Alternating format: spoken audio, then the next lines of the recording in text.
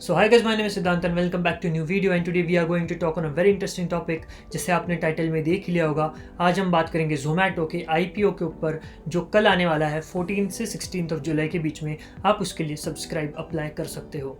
तो अगर आप एक इन्वेस्टर हो या फिर अगर आप एक बिगनर हो तो ये वीडियो आप ज़रूर देख सकते हैं। आपको अगर इन्वेस्ट नहीं भी करना है तो आपको काफ़ी सारी चीज़ें समझ में आ जाएंगी कि इन्वेस्ट करने से पहले कौन से स्टॉक में या कौन से कंपनी के बारे में क्या क्या फाइनेंशियल डिटेल्स या पैरामीटर्स देखने इंपॉर्टेंट होते हैं। तो अगर आप इस चैनल पर नए हो तो इस चैनल को पहले लाइक करिए, सब्सक्राइब करिए, बेल आइकन हिट करना ताकि मेरे लेटेस्ट वीडियोज़ के नोटिफिकेशंस आप तक सबसे पहले पहुँचे।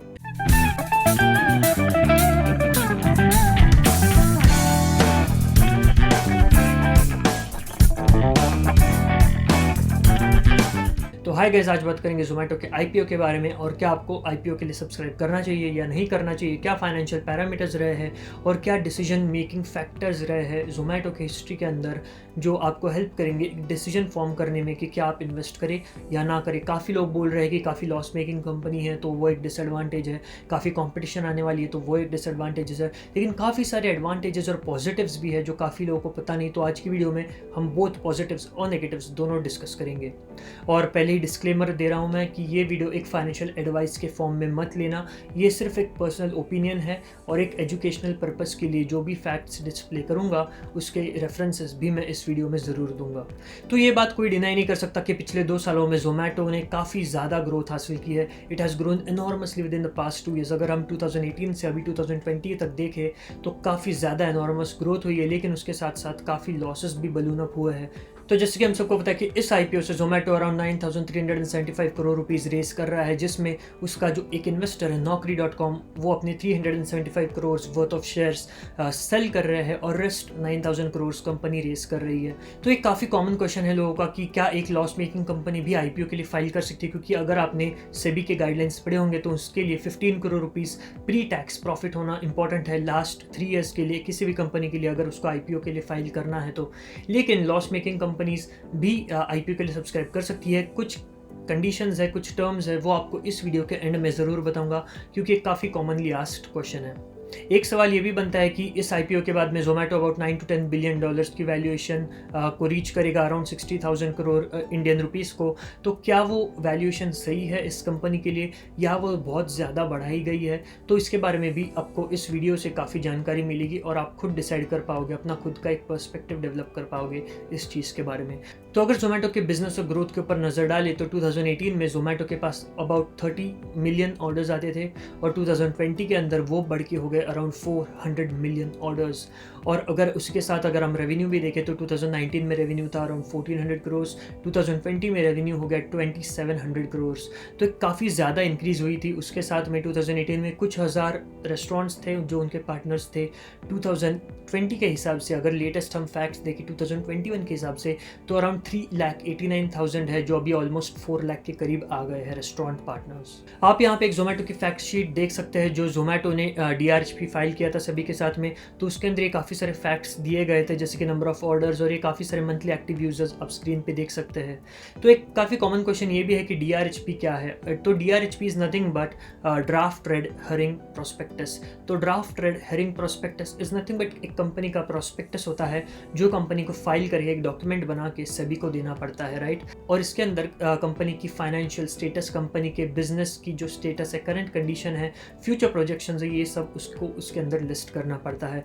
और उसके साथ साथ ये पैसा कंपनी क्यों रेस कर रही है, कहाँ इन्वेस्ट करेगी, क्या बेनिफिट्स होंगे, क्या रिस्क है कंपनी को, वो सब भी चीज़ें इसके अंदर लिस्ट करना काफ़ी इंपॉर्टेंट हो जाता है। तो जोमेटो ने जो रिसेंटली DRHP फाइल किया है सभी के साथ में, तो उसके ऊपर से मैं आपको काफ़ी सारे फाइनेंसेस और फाइनेंशियल पैरामीटर्स आपको इस वीडियो में मैं दिखाने वाला हूँ।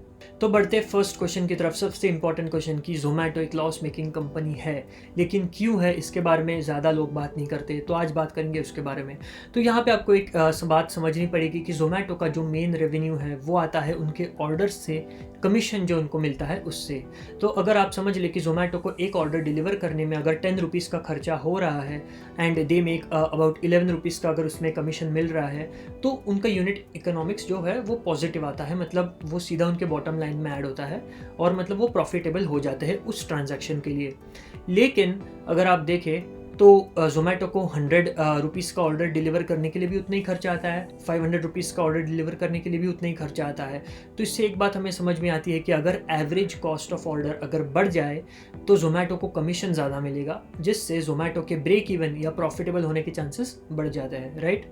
तो जैसे कि मैंने आपको पहले बताया कि ज़ोमैटो को ऑलमोस्ट उतना ही खर्चा आता है 100 रुपीज़ के ऑर्डर को डिलीवर करने में, और उतना ही खर्चा आता है 500 रुपीज़ के ऑर्डर को डिलीवर करने में।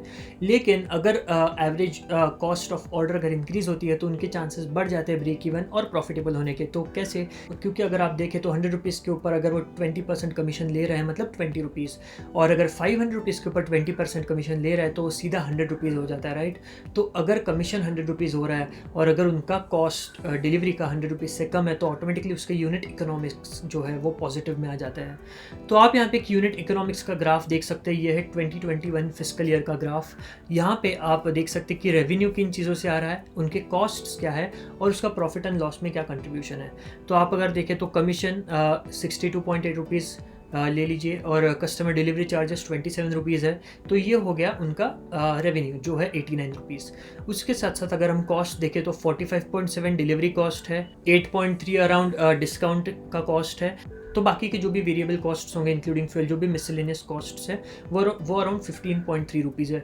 तो अगर हम देखें तो रेवेन्यू है 89 का, कॉस्ट से 69 के, तो ऑटोमेटिकली 20.5 का उनका प्रॉफिट बुक हो जाता है, राइट। तो ये काफ़ी ज़्यादा इंपॉर्टेंट रोल प्ले करता है जो ज़ोमैटो ने पैंडेमिक के दौरान क्रैक किया। क्योंकि अगर आप देखें तो 2019 में एवरेज कॉस्ट पर ऑर्डर थी अराउंड 264 रुपीज़, जो 2020 के एंड तक एवरेज ऑर्डर की कॉस्ट हो गया अराउंड 400 रुपीज़। तो राइट, आप देख रहे हैं कि एवरेज कॉस्ट ऑफ ऑर्डर बढ़ गई है, जिससे उनके जो ब्रेक इवन होने के चांसेस है, प्रॉफिट में आने के चांसेस है, वो भी बढ़ गए हैं।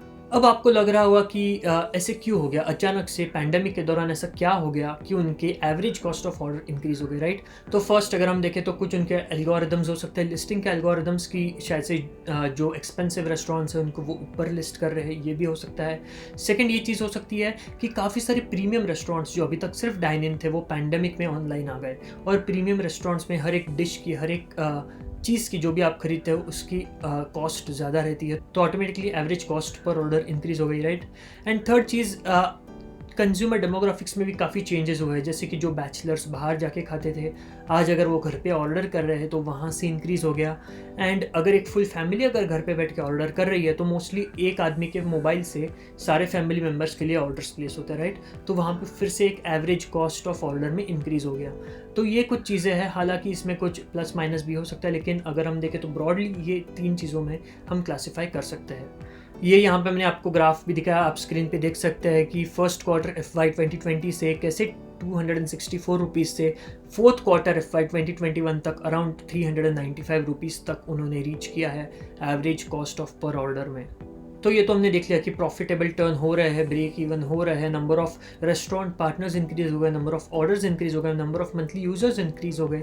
लेकिन लॉकडाउन ने डेफिनेटली जोमेटो को फर्स्ट फ्यू मंथ्स अफेक्ट ज़रूर किया था इस साल के, जिसमें हम देख सकते हैं इस ग्राफ में कि पहले 2742 करोड़ उनकी थी ग्रॉस ऑर्डर वैल्यू, जो घट के हो गई 2118 FY 21 में।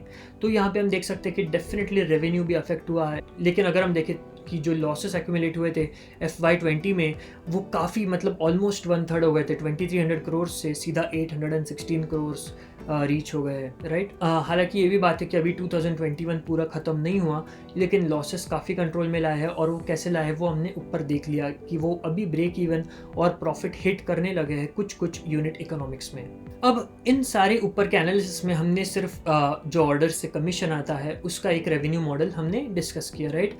लेकिन उसी के साथ साथ और कुछ बिजनेस लाइंस भी है जोमेटो के जहाँ से रेवेन्यू आता है, जैसे कि एडवर्टाइजिंग रेवेन्यू हो गया, या वो रेस्टोरेंट्स को प्रोक्योरमेंट में हेल्प करते तो वहाँ से कुछ कमीशन हो गया। और उसी के साथ साथ जोमेटो ने अभी लेटेस्ट ग्रोफर्स में इन्वेस्ट, तो ऑनलाइन ग्रॉसरी डिलीवरी में भी उन्होंने वेंचर किया।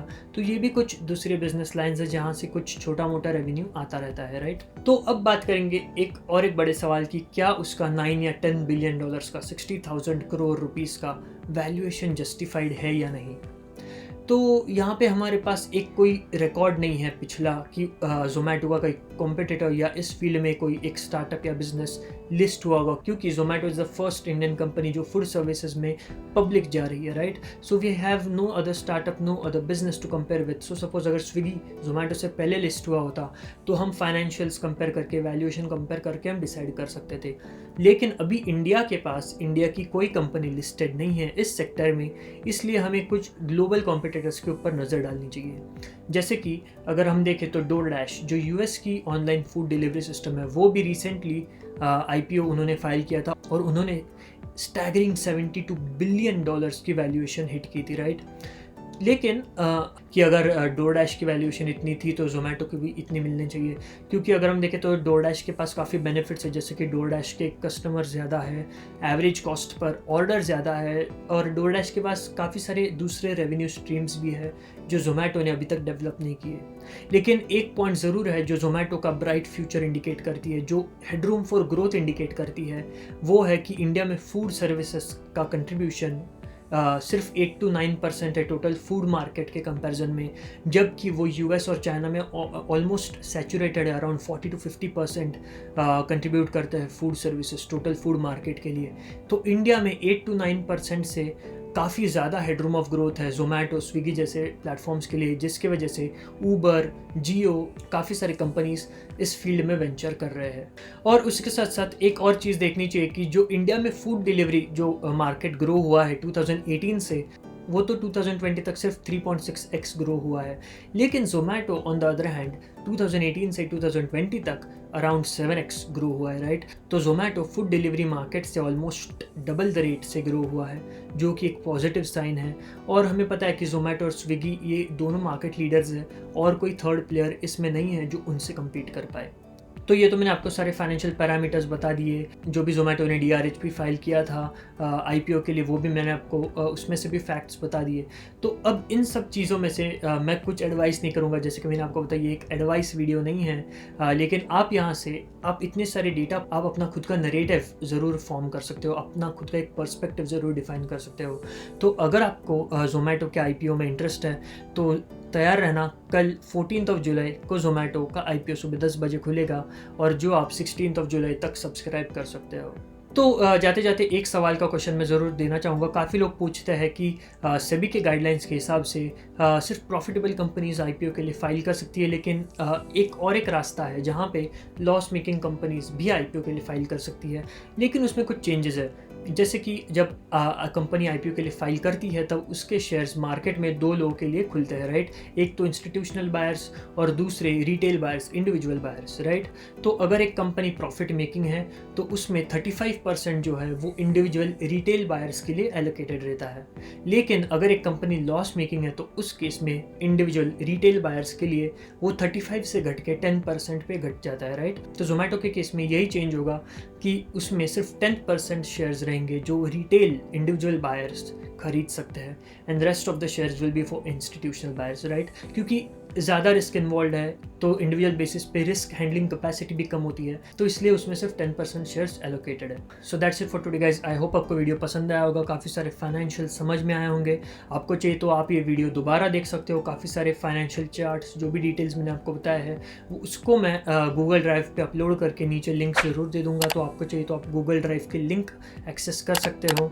और ज़्यादा से ज़्यादा शेयर करिए इस वीडियो को, क्योंकि काफ़ी सारे लोग आपके पहचान में हो सकता है कि जिन्हें इन चीज़ों के बारे में खबर नहीं है और जिन्हें इंटरेस्ट है इसके बारे में जानने के लिए।